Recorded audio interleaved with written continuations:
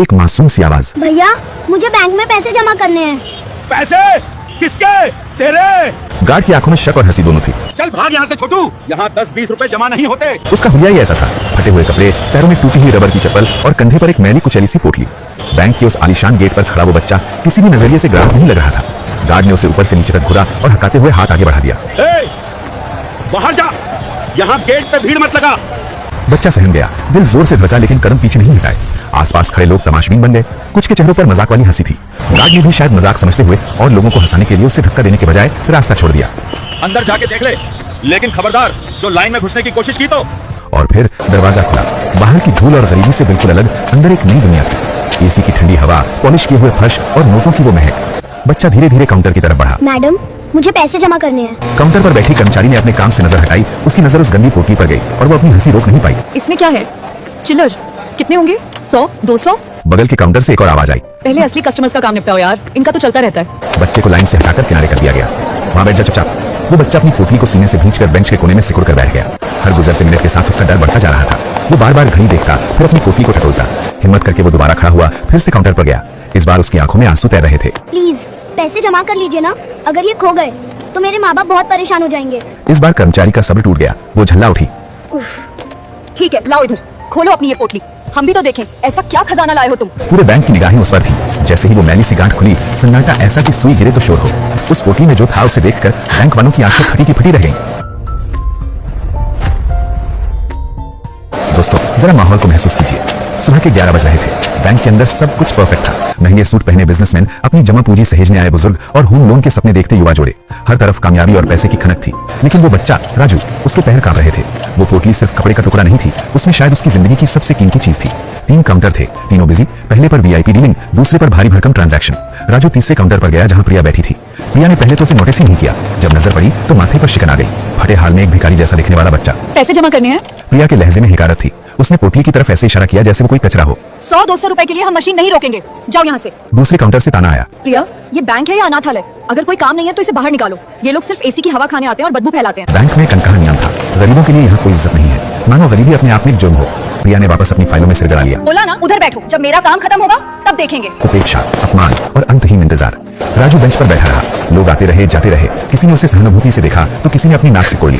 एक बच्ची उसके पास आई तो उसकी माँ ने उसे झटके से खींच लिया। दूर रहो, ये गंदे लोग हैं। आधा घंटा, पौना घंटा, 1 घंटा बीत गया। प्रिया का काम खत्म ही नहीं हो रहा था। शिफ्ट बदल गई, नए लोग आ गए, लेकिन राजू अब भी अदृश्य था। उसका दिल जोर जोर से धड़क रहा था। सोचिए उस बच्चे के डर को। अगर किसी को पता चल गया कि उसके पास क्या है, अगर कोई बदमाश आ गया, अगर बैंक वालों की नीयत डूल गई। उसके पिता ने कहा था, बेटा घर पर रखना सेफ नहीं है, बैंक में पैसा सुरक्षित रहता है, बस सीधे जाना और जमा कर देना। लेकिन यहाँ तो सब उल्टा हो रहा था। राजू से अब रहा नहीं गया। वो कांपते हुए फिर खड़ा हुआ। मैं बहुत डर रहा हूँ, प्लीज जमा कर लीजिए। ये मेरी बहन की स्कूल फीस और उसकी जिंदगी के पैसे हैं। प्रिया ने झुंझलाते हुए पेन पटका। अरे मुसीबत है, खोलो खोलो इसे अभी। उसकी आवाज में अब भी मजाक था, लेकिन थोड़ी जिज्ञासा भी थी। और यही वो पल आया जिसने सबकी बोलती बंद कर दी। पोटली खुली, अंदर से निकले कड़कड़ाते बिल्कुल नए 500-500 के नोटों के बंडल। 1 नहीं, 2 नहीं, पूरे 20 बंडल। ये कोई भीख के पैसे नहीं थे, ये 10 लाख रुपए नकद थे। प्रिया की सांस हलक में अटक गई। आसपास काम कर रहे लोग अपनी कुर्सियों से खड़े हो गए। सन्नाटा छा गया। प्रिया ने कांपते हाथों से गिनना शुरू किया। 50,000, 1 लाख, 5 लाख, 10 लाख। पूरे बैंक में खुसर फुसर शुरू हो गई। इस भिखारी जैसे दिखने वाले बच्चे के पास 10 लाख जरूर चोरी के होंगे। कहाँ से मारा होगा इसने? गरीबों के पास इतनी रकम कहाँ से आती है? अब हंसी गायब थी। उसकी जगह ले ली थी शक ने। वो गहरा जहरीला शक जो हमारा समाज अक्सर गरीबों पर करता है। मैनेजर को बुलाओ अभी। श्रीमती शर्मा, बैंक मैनेजर, अपनी केबिन से बाहर आई। क्या तमाशा है? मैडम, इस बच्चे के पास 10 लाख कैश है। श्रीमती शर्मा की आंखें फैल गईं। उन्होंने राजू के फटे कपड़ों को देखा, फिर नोटों के ढेर को। फैसला उसी पर हो गया। सच सच बता, कहाँ से चुराए ये पैसे? किसके घर में डाका डाला है? या तेरे माँ बाप ने कोई गैर कानूनी काम किया है? राजू का चेहरा सफेद पड़ गया। नहीं मैडम, ये मेरे। लेकिन उससे सुनने वाला कोई नहीं था। श्रीमती शर्मा ने तुरंत फोन घुमाया। पुलिस को भेजिए, एक चोर पकड़ा गया है। पुलिस आई, 2 हवलदार आए, वो भी जल्दबाजी। उन्होंने आप देखा न ताव, राजू की बाह मरोड़ी। चल थाने, वहाँ तोते की तरह बोलेगा तू। एक पल में राजू ग्राहक से मुजरिम बन गया। लोग वीडियो बना रहे थे, हंस रहे थे। देखा, शक्ल से ही चोर लगता था। राजू रोता रहा, गिड़गिड़ाता रहा। मैंने चोरी नहीं की, ये मेरे पापा ने खेत बेचकर। लेकिन उसकी आवाज नक्कार खाने में तोती की तरह दब गई। पैसों को सबूत मानकर जब्त कर लिया गया और राजू को जीप में ठूस दिया गया। बैंक में फिर से शांति हो गई, मानो कुछ हुआ ही न हो। अन्याय की सिर्फ शुरुआत थी। थाने का मंजर और भी खौफनाक था। थानेदार सिंह, एक कड़क और बेरहम आदमी, जिसे सबसे ज्यादा अपना केस फाइल बंद करने की जल्दी थी। सच बता, किस एटीएम को तोड़ा, किस सेट को लूटा? राजू सुबह रहा था। मैंने कुछ नहीं किया, ये मेरे दादाजी की जमीन थी। शहर बढ़ गया तो कीमत बढ़ गई। पापा ने खेत का आधा हिस्सा बेचा है मेरी बहन की पढ़ाई के लिए। थानेदार जोर से हंसा। अरे वाह, क्या कहानी गढ़ी है। ये सब फिल्मी डायलॉग किसी और को सुनाना। उसने बिना किसी जांच के, बिना किसी सबूत के फाइल खोल दी। आरोपी नाबालिग, जुर्म, चोरी, संदिग्ध, बरामद 10 लाख नकद। बस एक मुहर लग गई, सिर्फ इसलिए क्योंकि वो गरीब दिखता था। अगली सुबह राजू के माता पिता नरेश और मीना बदहवास हालत में थाने पहुंचे। हमारा बेटा चोर नहीं है साहब, वो ईमानदार है। लेकिन थानेदार ने उन्हें भी लपेट लिया। अच्छा, तो तुम ही हो वो गैंग लीडर, बच्चे से चोरी करवाते हो। नरेश और मीना के पास न पैसा था, न पावर, न कोई बड़ा वकील। वो टूट चुके थे, सिस्टम ने उन्हें कुचल दिया था। लेकिन अभी थाने का दरवाजा एक धमाके के साथ खुला। एक आदमी अंदर दाखिल हुआ, हाथ में फाइलों का एक पुलिंदा। उसके पीछे राजू के गांव का एक आदमी था। ये थे वकील राज वर्मा, गरीबों के मसीहा। रुकिए, ये बहुत बड़ी गलती हो रही है थानेदार साहब। थानेदार ने उन्हें घूरा। तू कौन है? मैं इस बच्चे का वकील हूँ। राज वर्मा ने टेबल पर कागजात पटके। धड़ाम। ये जमीन के असली कागज हैं। ये रही सेल डीड, ये बैंक की रसीद है जहाँ से खरीदार ने पैसा दिया, और ये रहा टैक्स सर्टिफिकेट। उन्होंने थानेदार की आंखों में आंखें डालकर कहा, हर एक पैसा लीगल है। इनके दादा की पुश्तैनी जमीन जो अब शहर की सीमा में आ गई है, उसे 20 लाख में बेचा गया। 10 लाख नकद, बाकी चेक। ये चोरी का माल नहीं, इनकी मेहनत और विरासत की कमाई है। थानेदार की बोलती बंद हो गई। वकील राज वर्मा अब अपने रौद्र रूप में थे। सुनिए इंस्पेक्टर, बिना किसी FIR, बिना किसी वारंट, सिर्फ उसके कपड़े देखकर आपने तय कर लिया कि वो चोर है। ये सिर्फ गलती नहीं है, ये वर्दी का और कानून का अपमान है। मैं आपको अभी बता रहा हूं, अगर ये बच्चा अगले 5 मिनट में इज्जत के साथ रिहा नहीं हुआ तो मैं सीधा हाईकोर्ट जाऊंगा। रॉन्गफुल कंफाइनमेंट और मानहानि का ऐसा केस ठोकूंगा कि आपकी नौकरी और इस बैंक का लाइसेंस दोनों खतरे में पड़ जाएंगे।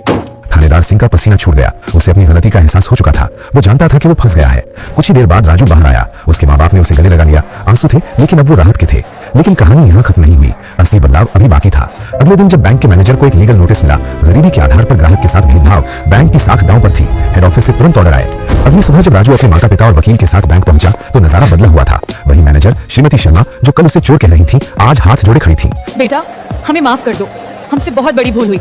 हमने इंसान को नहीं, उसके लिबास को देखा। प्रिया, वो कैशियर, अपनी नजरें नहीं उठा पा रही थी। मुझे माफ कर देना राजू, मैंने तुम्हें जज किया, मैं शर्मिंदा हूँ। राजू ने कुछ नहीं कहा, बस धीरे से सिर हिला लिया। उसकी खामोशी ने सबसे ज्यादा शोर मचाया। उसका खाता खोला गया और इस बार उसे VIP ट्रीटमेंट मिला। 10 लाख जमा हुए। उसे पासबुक, ATM कार्ड और ऑनलाइन बैंकिंग किट दी गई। सीनियर मैनेजर ने खुद उसे एक छोटा सा तोहफा दिया, एक पिग्गी बैंक, जिस पर लिखा था, ईमानदारी ही असली दौलत है। कुछ महीनों बाद अगर आप उस बैंक में जाते तो आपको रिसेप्शन पर एक बड़ा सा बोर्ड दिखाई देता। उस पर राजू की एक मुस्कुराती हुई तस्वीर थी और नीचे लिखा था, इंसान की परख उसके कपड़ों से नहीं, उसके किरदार से होती है। यहाँ हर ग्राहक हमारे लिए VIP है। बैंक ने अपने हर कर्मचारी के लिए सेंसिटिविटी ट्रेनिंग अनिवार्य कर दी। राजू की वो घटना एक नजीर बन गई। दोस्तों, ग्राउंड ट्रूथ चैनल पर हम सिर्फ कहानियां नहीं सुनाते, हम आईना दिखाते हैं। ये कहानी राजू की थी, लेकिन सोचिए, ऐसे कितने राजू रोज जमीन होते हैं। हम और आप कितनी बार किसी को उसके हुलिये से जज कर लेते हैं। याद रखिए, पैसा बैंक में जमा होता है, लेकिन इंसानियत दिल में। अगर इस कहानी ने आपके दिल को छू लिया है तो इसे शेयर जरूर करें। शायद आपकी एक शेयर से किसी और का नजरिया बदल जाए, क्योंकि असली अमीर वो नहीं जिसकी जेब भारी हो,